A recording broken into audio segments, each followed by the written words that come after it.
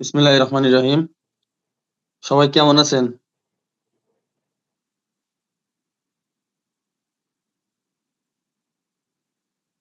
আমার কথা কি সবাই শুনতে পাচ্ছেন? জি স্যার, আলহামদুলিল্লাহ আলহামদুলিল্লাহ ভালো ভালো আছি। আছি। স্যার, আপনি আপনি ভালো কেমন আছেন? আছেন? আলহামদুলিল্লাহ, আমিও ভালো আছি। আজকে আমাদের নতুন ক্লাস, তাই তো? আচ্ছা, বলেছিলাম মৌর্য যুগ ও মৌর্য সভ্যতা নিয়ে আমরা ক্লাস নেব। তারপরের দিন গুপ্ত, তারপরের দিন নেব দাদাইজম, ফিউচারিজম, আহ সুরিয়ালিজম। এইগুলো পরপর নিয়ে নেব। এই ক্লাসগুলো খুবই ইম্পর্টেন্ট ক্লাস। এই দুটো সহজ, কিন্তু পরের গুলো একটু কঠিন। বুঝতে পারলে অবশ্য সহজ। সবাই জয়েন হন। আচ্ছা, আপনাদের কিছু প্রশ্নও করি। সেটা হলো, গতবারের যে প্রশ্নগুলো আমি দিয়েছিলাম, গতবারে যেগুলো আমরা পড়িয়েছি, যতটুকু পড়াতে পেরেছি সেগুলোর নোটস তো আপনাদের কাছে আছে, তাই না? ওখান থেকেও কিন্তু কিছু কিছু প্রশ্ন রিপিট হতে পারে। ঠিক আছে? হওয়ার সম্ভাবনা অনেক বেশি। কিছুটা হয়তো বা সভ্যতা থেকে কিছু প্রশ্ন দিতেই পারে। ঠিক আছে? বিভিন্ন সভ্যতা থেকে প্রশ্ন দিতে পারে। তারপরে এই যে শিল্পীদের থেকে প্রশ্ন দিতে পারে। ঠিক আছে? তো সেক্ষেত্রে আপনাদের তো সেই নোটস গুলো আছে, ওখান থেকে তো তাহলে আমার ওগুলো আর পড়ানো লাগছে না, তাই না?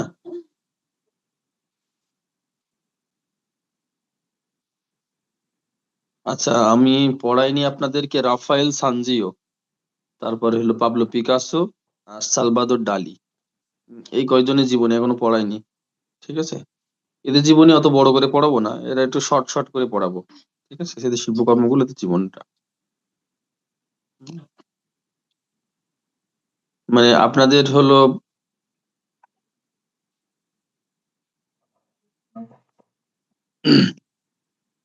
সবাই জয়েন্ট হচ্ছেন? আচ্ছা, সবাই জয়েন হয়েছেন। আচ্ছা, আমরা একটু মৌর্য সভ্যতা সম্পর্কে আপনাদেরকে ধারণা দিই, প্রাথমিক ধারণা। পৃথিবীর যেসব তাবৎ তাবৎ বড় বড় সভ্যতা গড়ে উঠেছিল, তার ভিতরে অন্যতম সভ্যতাই হলো মৌর্য সভ্যতা। এটা অনেক দূর পর্যন্ত বিস্তৃত একটি সভ্যতা, যেটা আসলে মৌর্য যুগ বলা হয়। ভারতীয় উপমহাদেশের সব থেকে বড় শাসন বড় শাসনকাল ছিল হলো মৌর্য যুগের একটা বড় শাসনকাল বললাম। মানে আয়তনের দিক থেকে সব থেকে বড়, মানে 50 লক্ষ বর্গ কিলোমিটার মিলেই মূলত এই শাসন তাদের পরিচালনা হয়েছিল মূলত। আহ আহ, 326 খ্রিস্টপূর্ব অব্দে, তখন আলেকজান্ডার আহ এই ভারতবর্ষ আক্রমণ করে। সেই সময় মূলত আহ আহ, সেই সময়কার রাজা ছিলেন রাজা পুরু। এই পুরুর হাতে মূলত আহ পুরু মূলত পরাজয় পরাজয় লাভ করে, সেটা হলো এর কাছ থেকে। পুরু পরাজয় লাভ করে আলেকজান্ডারের কাছে, কিন্তু পুরুর বীরত্ব ছিল অনেক।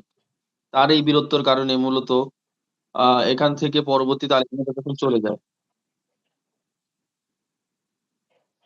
Kadugadugan mo. এক May মিনিট, আমি saras sa হলো TV. বলছি।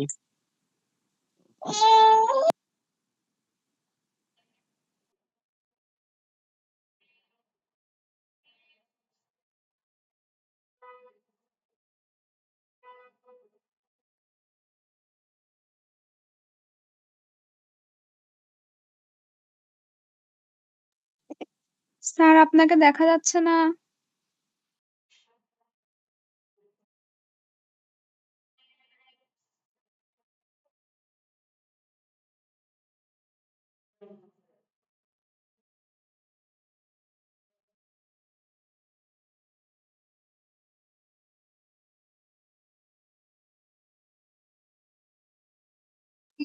স্যারের কি কারেন্ট গেল নাকি?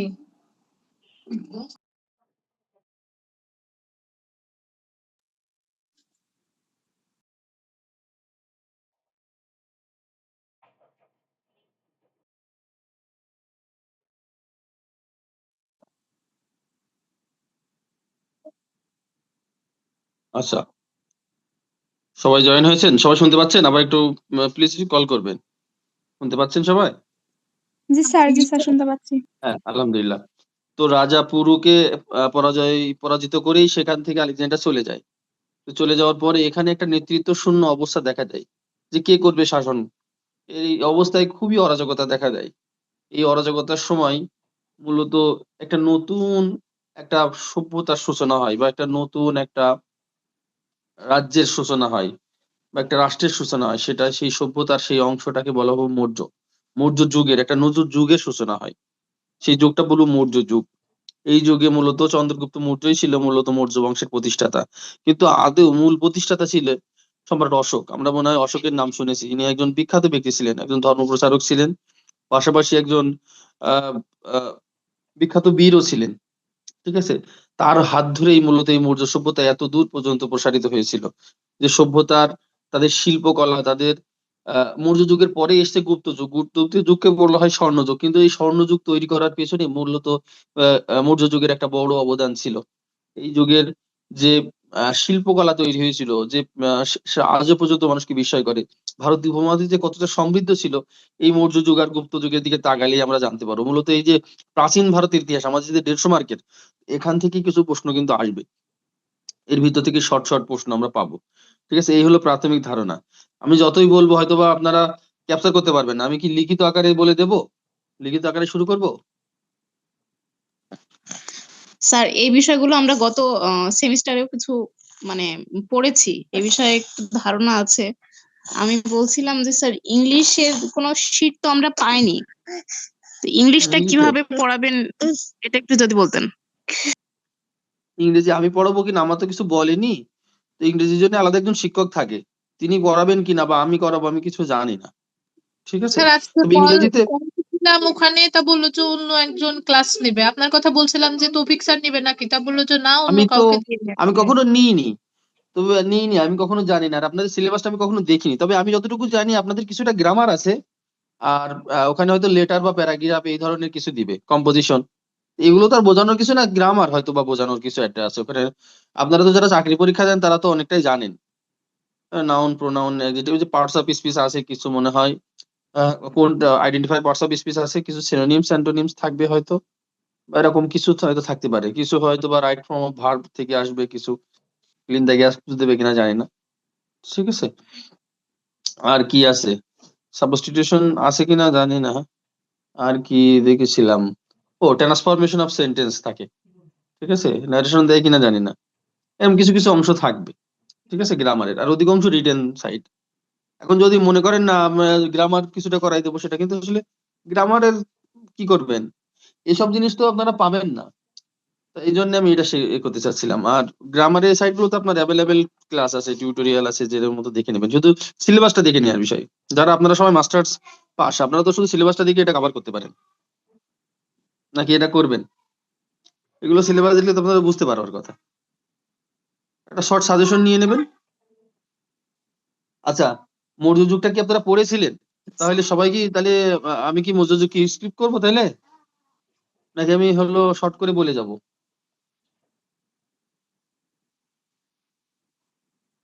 হ্যালো, কথা বলেন। স্যার ইম্পর্টেন্ট গুলা কিছু স্যার শর্ট কিছু করে বললেও হয়। আচ্ছা, আমি শর্ট করে তাহলে বলে যাচ্ছি। আপনারা আমি যেহেতু মৌর্য এবং গুপ্ত, আমি এই দুইটা মনে করেছিলাম, এই জন্য একটু মৌর্য যুগ আর গুপ্ত যুগ নিয়ে আমি একটু হোমওয়ার্ক করেছিলাম। হ্যাঁ, মূলত আপনাদের ক্লাসের মতো আমি এর আগের দিন বলা দরকার ছিল।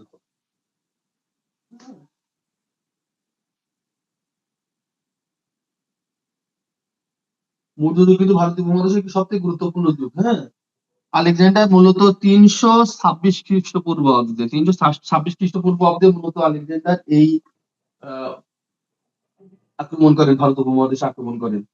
এবং সেই সময় বললাম যে রাজা পুরু,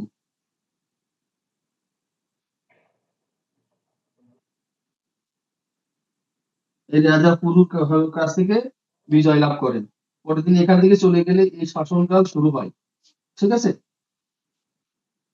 এই সময় শুরু হয় মূলত মধ্যযুগের সময়কাল হিসেবে ধরা হয় খ্রিস্টপূর্ব 322 থেকে খ্রিস্টপূর্ব 1185 খ্রিস্টপূর্বাব্দ,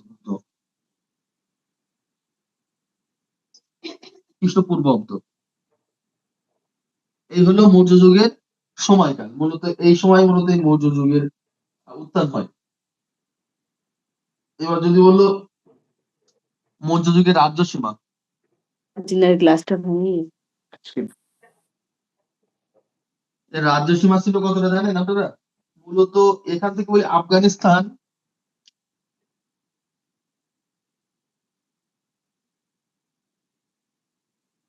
আফগানিস্তান থেকে শুরু করে কাশ্মীর পর্যন্ত বললাম 50 লক্ষ কিলোমিটার। এর ভিতরে আছে ইরান, ইরাক, ভুটান, মালদ্বীপ, পাকিস্তান, ভারত, এই যে বাংলাদেশ, এই ফুল অঞ্চল মিলেই মূলত এই কাশ্মীর থেকে শুরু করে এই ফুল অঞ্চল মিলেই মূলত এই মৌর্য যুগের অবস্থান, মূলত 50 লক্ষ বর্গ কিলোমিটার।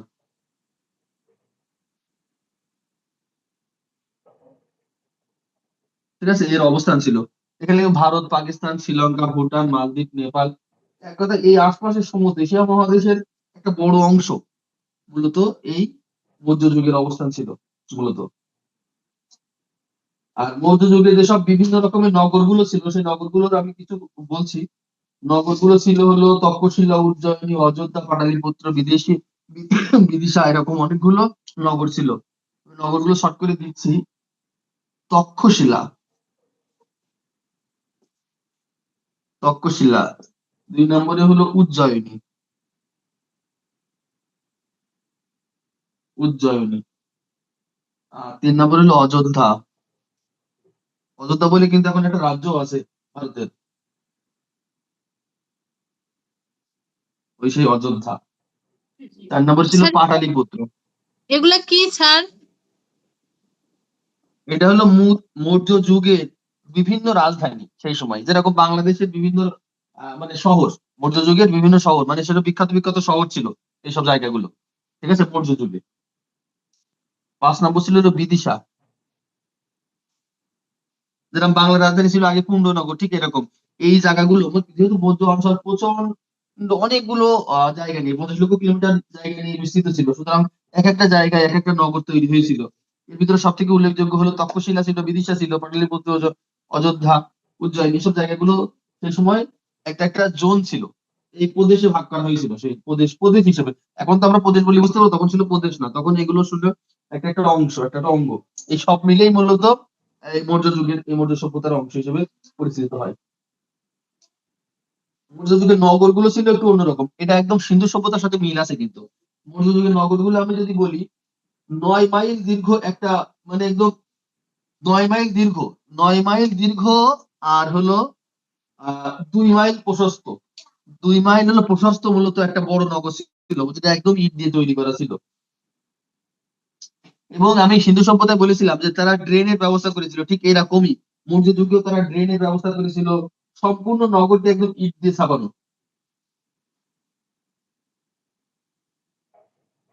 আরেকটা জিনিস বলি, সারা নগর প্রাচীর ছিল, এরকম মনে করেন নগর প্রাচীর ছিল যে এই প্রাচীরের গায়ে গায়ে স্তম্ভ ছিল, এই যে প্রাচীরের গায়ে গায়ে এক এক জায়গায় মানে চৌকি দেওয়ার জন্য স্তম্ভ ছিল।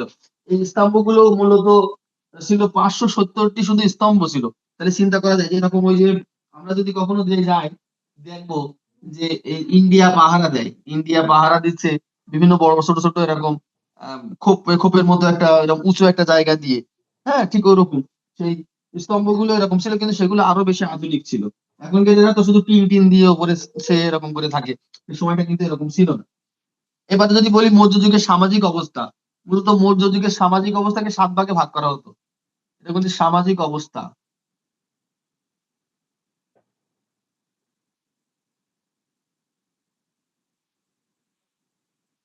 1 2 3 4 5 6, আর একটা এই জায়গাতে দেবো 7। কি কি অবস্থা ছিল দেখি, সামাজিক অবস্থা মূলত মানুষকে 7 শ্রেণীতে ভাগ করা হতো মৌর্য যুগে, এটাই কি আমি বলতে চাচ্ছি।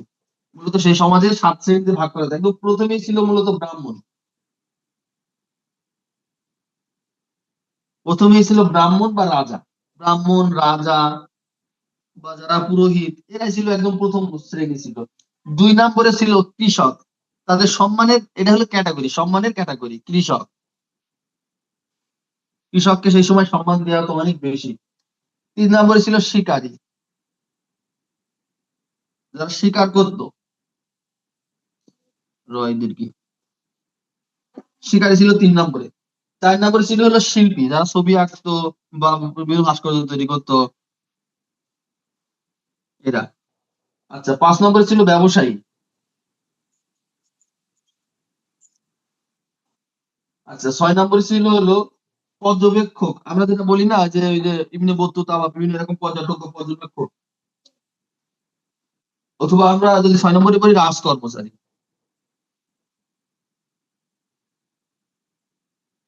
রাজ কর্মচারী। এখন তো আমাদের দেশে তো রাজ কর্মচারীটা প্রথম গ্রেডেই আছে, বিসিএস। হ্যাঁ, কিন্তু আগে কিন্তু এটা ছিল কি 6 নম্বরে, 7 নম্বরে ছিল হলো কি সাধারণ জনগণ, একেবারে এই রাষ্ট্রে আহ বিভিন্ন রকম বিভিন্ন কর্মজীবী বা বিভিন্ন পেশা।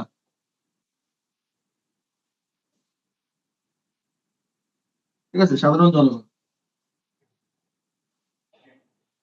স্যার এটা কোন সাবজেক্ট? এটা হলো আপনাদের প্রথম, যেটা 100-150 মার্কের, বাংলাদেশের শিল্পকলা।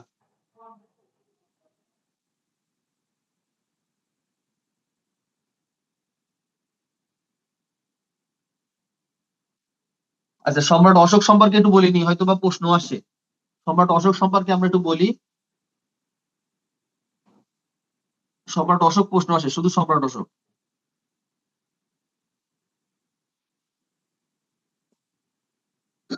প্রশ্ন আসে, সম্রাট অশোক ছিলেন মূলত মধ্যযুগের শ্রেষ্ঠ রাজা। তিনি মূলত 40 বছর রাজ্যকাল পরিচালনা করেন। 40 বছর, তার ভিতরে মূলত 13 বছর তিনি 13 বছর বিভিন্ন রকমের রাজ্য শাসন করে বেড়ায়। তিনি 13 বছর বিভিন্ন রাজ্য শাসন করে বেড়ায়। তিনি মূলত একটা কলিঙ্গ যুদ্ধ হয়, সেই যুদ্ধে প্রচুর পরিমাণ মানুষ হতাহত হয় এবং মারা যায়। সেই যুদ্ধে তিনি ক্ষয়ক্ষতির পরিমাণ দেখে তার আত্মা পর্যন্ত চমকে যায়। তিনি মূলত বৌদ্ধ ধর্মের দীক্ষা গ্রহণ করেন, যে মানুষ মারা যে পাপ, তিনি তার ভিতরে একটা বোধ শক্তি তৈরি হয়। সেখান থেকেই মূলত তিনি ধর্ম প্রচার শুরু করেন। ঠিক আছে, তিনি ছিলেন বিনয়ী চরিত্রবান। মূলত তার চরিত্রের গুলো বলি আমি। বিনয়ী প্রথমে বলি, আমি পয়েন্ট গুলো বলতেছি। তিনি কেমন ছিলেন? 1 নম্বর ছিল বিনয়ী, 2 নম্বর ছিল হলো ধার্মিক। যদিও তর্ক আছে, উনি অনেকে তর্ক করে যে, অনেকে মনে করে যে তিনি বৌদ্ধ ধর্ম গ্রহণ করেছিলেন, অনেকে মনে করে যে তিনি বৌদ্ধ ধর্ম গ্রহণ করেনি। মূলত তিনি তো ছিলেন হিন্দু, হ্যাঁ, সনাতন ধর্ম অবলম্বী, কিন্তু তিনি অনেকে এই নিয়ে আবার আছে বিতর্ক আছে। আর ছিল প্রজাহিতৈষী।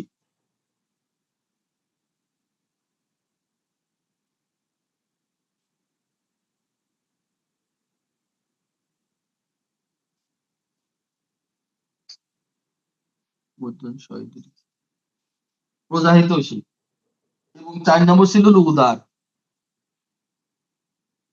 আপনারা এই পয়েন্ট গুলো দেখলেই বানিয়ে নিতে পারবেন।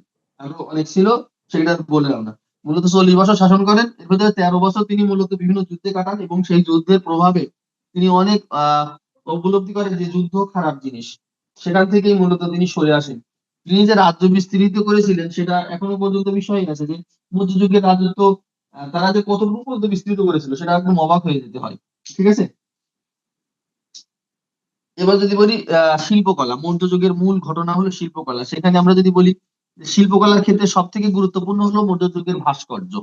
মধ্যযুগের সব থেকে গুরুত্বপূর্ণ হলো মধ্যযুগের শিল্পকলাকে আমরা বলি 3 ভাগে ভাগ করি। একটা হলো ভাস্কর্য, 2 নম্বর হলো চিত্রকলা অথবা স্থাপত্যি, 3 নম্বরে হলো চিত্রকলা। এই 3 ভাগে ভাগ করা। এর ভিতরে মৌর্য যুগের সব থেকে গুরুত্বপূর্ণ হলো ভাস্কর্য, তারপর স্থাপত্য, তারপর চিত্রকলা। মূলত ভাস্কর্যের ক্ষেত্রে তারা খুব দারুণ অবদান রেখেছিল। তারা ভাস্কর্যগুলোর বৈশিষ্ট্যগুলো কেমন আমি একটু বলে দিই। তারা ভাস্কর্যগুলো কেমন ভাস্কর্য তৈরি করেছিল। তাদের ভাস্কর্যগুলো ছিল 1 নম্বরে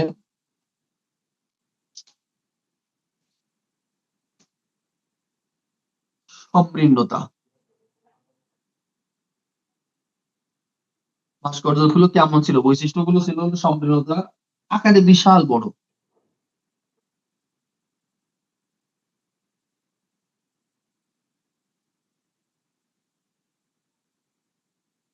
3 নম্বরে হলো ওজনে অধিক।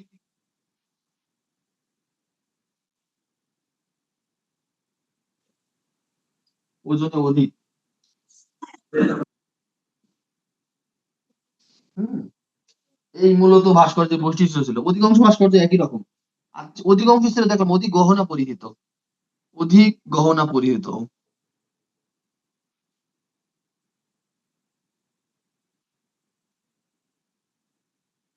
অধিক প্রথম পয়েন্টটা গহনা কি স্যার? পরিহিত। হ্যাঁ, স্যার প্রথমটা কি সমৃদ্ধ। লিখছেন?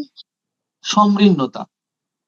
সমৃদ্ধতা, আকারে বিশাল বড়, ওজনে অধিক, অধিক গহনা পরিহিত। এই হলো এই ভাস্কর্যের বৈশিষ্ট্য। এখানে আমি কয়েকটা ভাস্কর্য সম্পর্কে আমি একটু ধারণা দেবো। আপনারা বুঝতে পারবেন। কয়েকটা ভাস্কর্য সম্পর্কে আমি একটু বলি।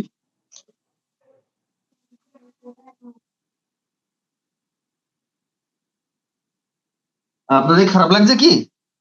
আপনাদের কি খারাপ লাগছে? না স্যার করান স্যার এগুলো স্যার না মানে স্যার, শীটে নাই স্যার, আপনি একটু ভালোই ভালো করে লাগছে। করালে মানে আমরা লিখে নিচ্ছি এই জন্য স্যার। শীটের সাথে এগুলো হয়তো মিল পাবেন না আমার সাথে। আমার সাথে অনেকগুলা পার্থক্য থাকবে। শীটে একরকম, স্যার আমি এই আরেক রকম ভাবে মডেলটা পড়াই। স্যার শীটে পালাম না স্যার খুঁজে। শীটের গুলো অনেক কঠিন লাগে স্যার। হ্যাঁ, আমি যেভাবে বলবো সেটা অনেক সহজ। আপনাদের হলো এটা কি একবার দুবার পড়লে হয়ে যাবে। আমি যদি বুঝাই দিতে হবে। স্যার শীটে স্যার এটা নাই স্যার, এই জন্য স্যার এটা একটু ভালো করে আলোচনা করেন, আমরা লিখে নেই।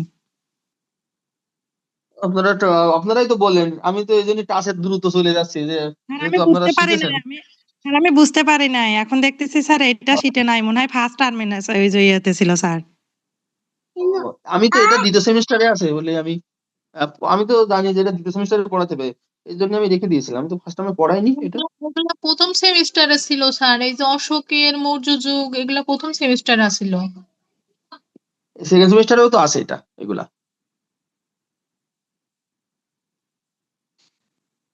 স্যার শীটে নাই, মানে আছে হয়তো পরীক্ষায় আসবে কিন্তু শীটে হয়তো দেয়নি।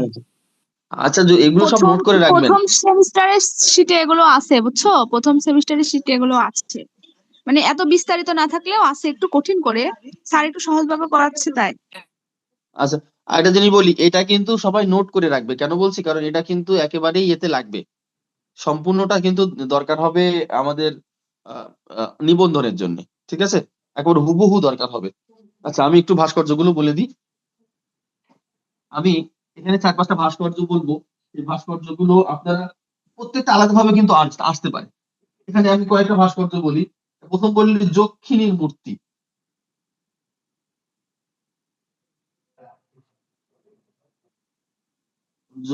দীর্ঘি দন্তা নয় দীর্ঘি র, যক্ষিণীর মূর্তি।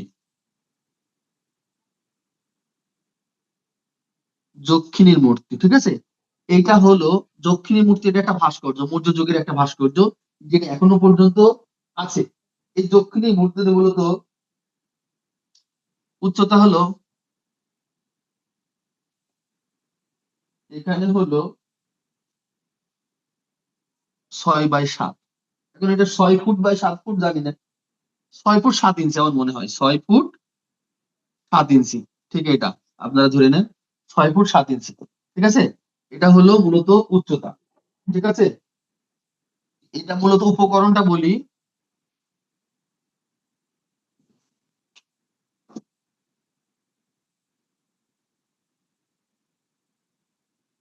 উপকরণটা হলো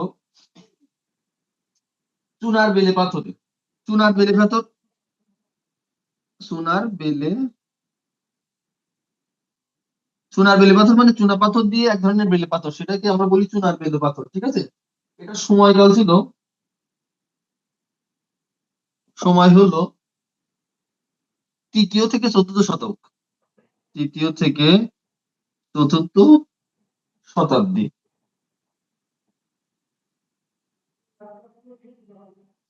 ঠিক আছে, 3য় থেকে 4র্থ শতাব্দী মানে আমরা তো এখন কত,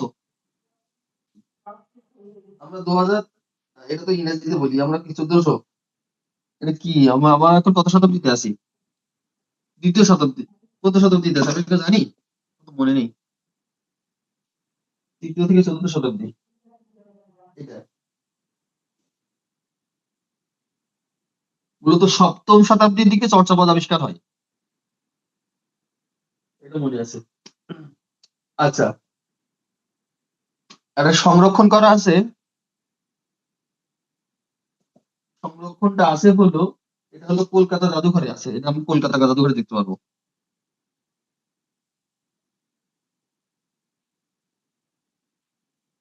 কলকাতা জাদুঘরে এটা সংরক্ষণ করা আছে। এইবার আসল ব্যাপারটা হলো কি, এই যে যক্ষিণীর মূর্তি, এর কিছু বৈশিষ্ট্য আছে, এগুলো বেশি ইম্পর্টেন্ট। যক্ষিণীর মূর্তির কিছু বৈশিষ্ট্য আছে, আমরা বৈশিষ্ট্যগুলো লিখবো। আপনাকে কি বুঝে দেবো কি এটা? বুঝে দেবো, লিখে ফেলেছেন? জি স্যার। আচ্ছা,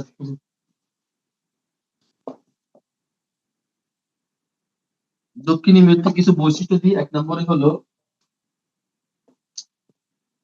এক নম্বরে হলো ইয়া সম্মুখ পানে দণ্ডায়মান, এটি নারী ভাস্কর্য। সম্মুখ পানে সম্মুখ দণ্ডায়মান একটি নারী ভাস্কর্য। অধিকাংশ ভাস্কর্যগুলো ঠিক এরকম একই ধাঁচ আছে, আপনি দেখলে বুঝতে পারবেন বৈশিষ্ট্যগুলো একই রকম, ঠিক আছে। কোমর বন্ধনী বা উত্তরীয় আছে, কোমর বন্ধনী তো বুঝেন।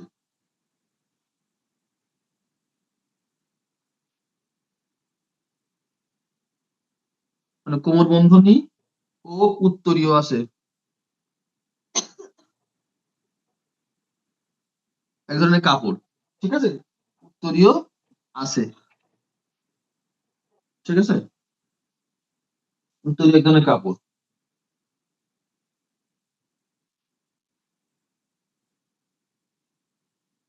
তার 3 নম্বর হলো শক্তিশালী অভিব্যক্তি।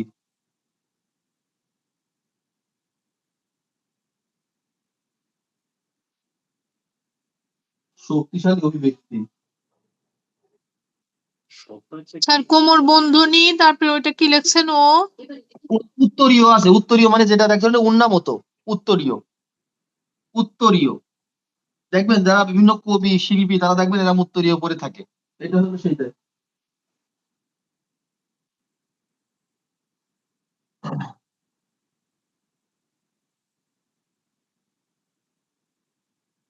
বলিষ্ঠ, 4 নম্বর হলো বলিষ্ঠ, বলিষ্ঠ ও শক্তিশালী, বলিষ্ঠ শক্তিশালী মানে দেহগুলো বলিষ্ঠ শক্তিশালী ছিল, কিভাবে বলবো, বলিষ্ঠ শক্তিশালী দেহ, ঠিক আছে। 5 নম্বরে বলি প্রচুর গহনা পরিহিত,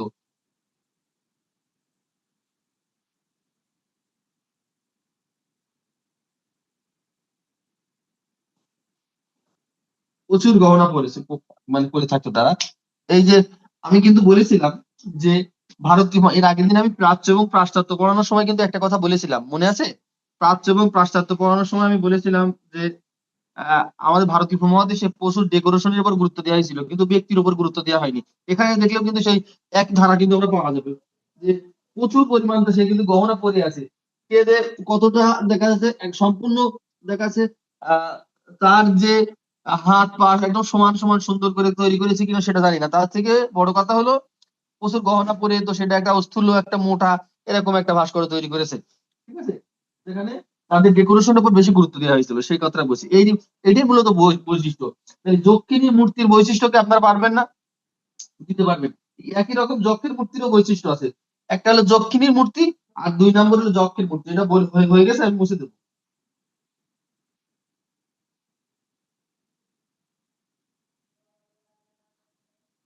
জি স্যার, হয়ে গেছে। আচ্ছা এইটা কোথায় পাওয়া গেছে সেটা জানেন? এই যে কয়েকটা আমি রাজ্যের কথা বলেছিলাম না, কিন্তু প্রাচীন বিদিশায় এই মূলত এই ভাস্কর্যটি পাওয়া গেছে, এটা আপনারা লিখে নিন এর সাথে, যে প্রাচীন বিদিশায় মূলত এই দক্ষিণের মূর্তিটা পাওয়া যায়, প্রাচীন বিদিশা,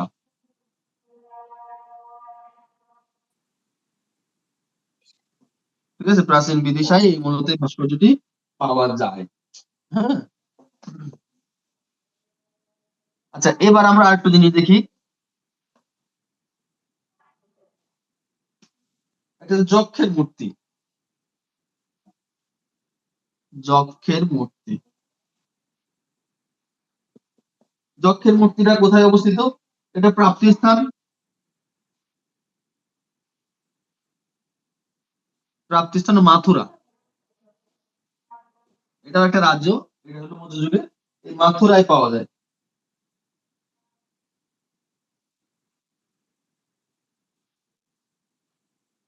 স্যার এই যক্ষিণী কি স্যার? এটা কোন ধর্মের ইয়ে? এটা হলো ভাস্কর্য, এটা হলো ভাস্কর্য, এটার নাম, এটা যে এটা ভাস্কর্য, ভাস্কর্য, স্যার, এটা ভাস্কর্য ভাস্কর্যের বানানো নাম। হচ্ছে নিশ্চয়ই কারোর উদ্দেশ্য করে বানানো হয়েছে, তাহলে সেই লোকটা কে? এটা আমিও জানতে এটা চাচ্ছি। ও আচ্ছা আচ্ছা, এটা আসলে কি সে মানুষ তো জানা যায় না, সেই সময়কার ভাস্কর্য। এখন আগে যেগুলো সেগুলো, এগুলো তো এই শতাব্দীর, এটা তো আবিষ্কার করা হয়েছে। তো সেই সময় কার ভাস্কর্য আবিষ্কার করা হয়েছিল সেটা তো অনেক সময় জানা যায়নি, কিন্তু স্যার যেমন এই ভাস্কর্যগুলো বৈশিষ্ট্য। হিন্দুদের যেমন আছে যে যক্ষ আছে, তারপরে মানে অনেক নাম আছে আচ্ছা আচ্ছা, হিন্দুদের, তো এটা ওরকম তো বলেই কেউই নেই। দিয়েছে যে যক্ষার ভাস্কর্য, যক্ষীর ভাস্কর্য। সেক্ষেত্রে এই যে নারী পুরুষের ভাস্কর্য কথা বলছে, এটা কি যক্ষা যে কি এদের দেবী কিনা সেটা তো আমি জানি না, ঠিক আছে? হয়তো হিন্দুরা ভালো বলতে পারবে। যদি হয় তাহলে সেটা হয়তো তার কল্পনা করে এই ভাস্কর্যগুলো তৈরি করা হয়েছিল। এটা জানার কি শুরু হয়ে জন্যই গেলে স্যার। জানা তারা তো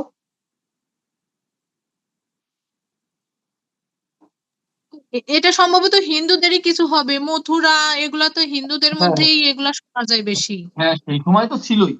সেই সময় কিন্তু তারা কিন্তু একেবারেই কি বলবো, যে সনাতন ধর্মাবলম্বী ছিল সেই সময়।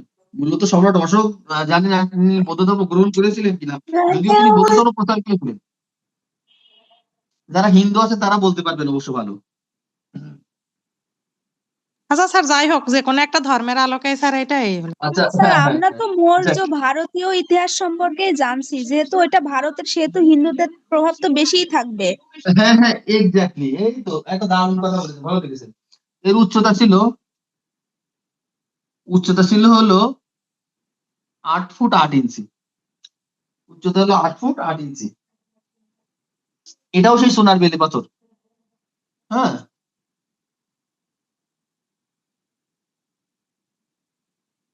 ঠিক আছে, এটা আপনারা দিয়ে নেবেন যে উপকরণ হলো সোনার বেলে পাথর। সময়কাল হলো 3য়-14th শতাব্দী, আমি এদিকে 3য় ও 4র্থ, ঠিক আছে? 14th শতাব্দী মূলত এটা অবস্থা সংরক্ষণ করা হয়েছিল। এটাও সেই কলকাতা জাদুঘরে, আপনি একই জিনিস। হ্যাঁ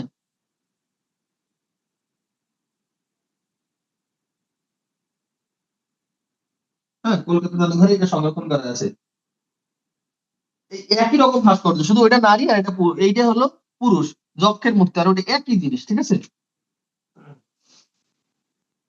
এই যক্ষী মনে হয় কিসের দেবী হয়তো বা, ঠিক আছে? ওইটার সাথে এটা মিলে, এখানে মুছে দিলাম, ঠিক আছে, একদম সেম টু সেম। এটাও এই সেই বৈশিষ্ট্য স্যার এটার বৈশিষ্ট্য সম্মুখপানে লেখা দণ্ডায়মান। দরকার নাই স্যার আমার মনে হয়।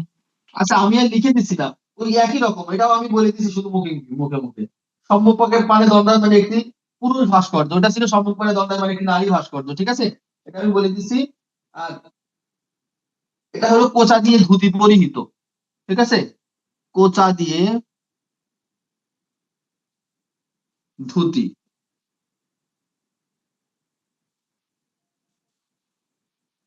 ঠিক আছে? ওই যে মাথায় কোমর বন্ধনী আছে, মানে কোমর বিছা বা এরকম কিছু আছে। সম্মুখপানে দণ্ডায়মান দৃষ্টিভঙ্গি, বলিষ্ঠ বাহু এবং সবল দেহের প্রতীক আছে এখানে। প্রচুর গহনা পরিচিত এখানে, কিন্তু প্রচুর গহনা পরিচিত, একই রকম, একদম মানে অনেকটা একই ধরনের এই ভাস্কর্যটা।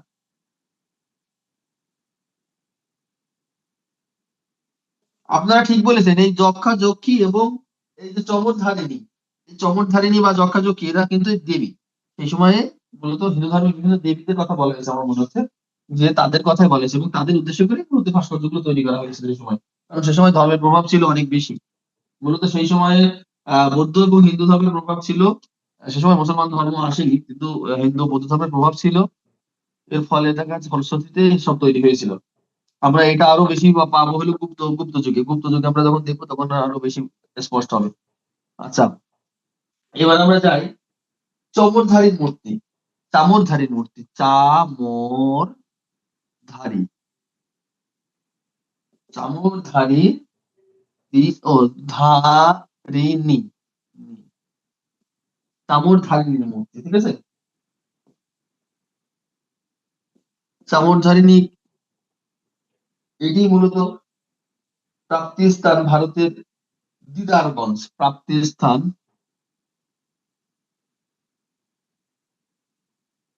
ভারতের দিদার,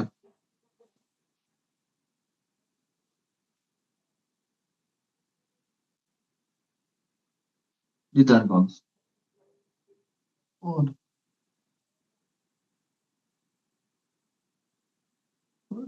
গঞ্জ, গ উময় গঞ্জ, এরকম।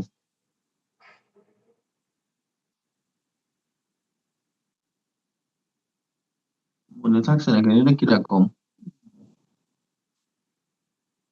এরম না কনস? স্যার ইংই বর্গজ মানে এরা মনে আসছে না, মানে এরকম এরকম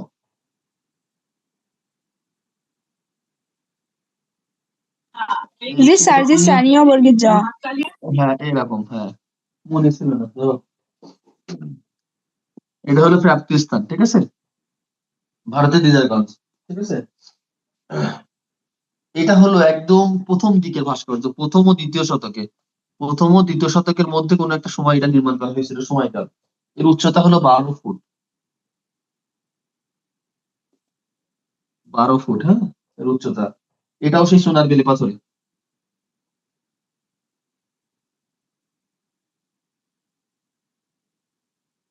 ঠিক আছে, সোনার বেলে পাথরে নির্মাণ করা হয়েছে। এটা সংরক্ষণ করা হয়েছিল হলো পাটনা জাদুঘর, সংরক্ষণ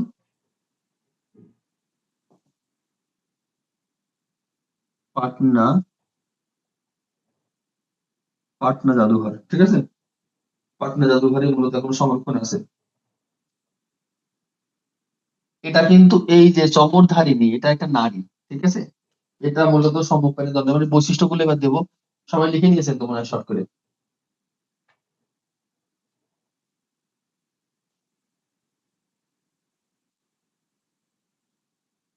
লিখেছেন কি? হয়েছে? হুম জি স্যার, হয়েছে। আলহামদুলিল্লাহ। পরের টুকু দিই, এর স্যার বৈশিষ্ট্যগুলো সময় লিখে। প্রায় শেষের দিকে, আর কয়েক মিনিট আছে। এই বৈশিষ্ট্যগুলো দিয়ে দিই তাড়াতাড়ি যখন তখন। এটা ডান হাতে চমরধারা, মূলত যদি সম্মুখ পানে দণ্ডায়মান একটি ভাস্কর্য, ঠিক আছে। 1 নম্বর হলো সম্মুখ পানে,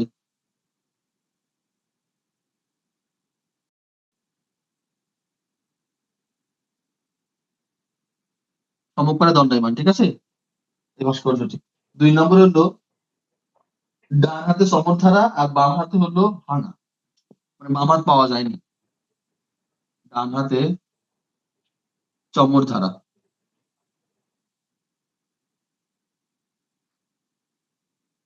ও বাম হাত ভাঙা,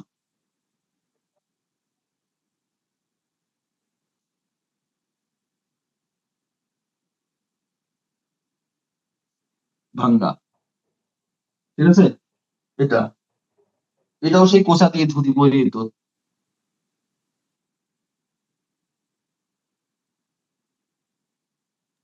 আচ্ছা, ডান হাতে কি ওইটা? চমরধারা।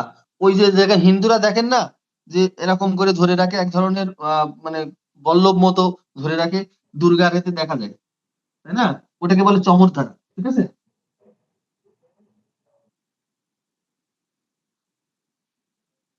কোমর বন্ধনী আছে।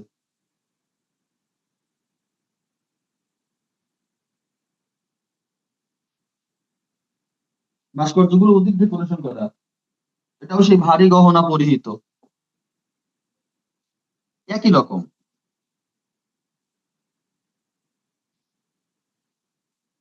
হুম, ভাস্কর্যগুলো একই রকম।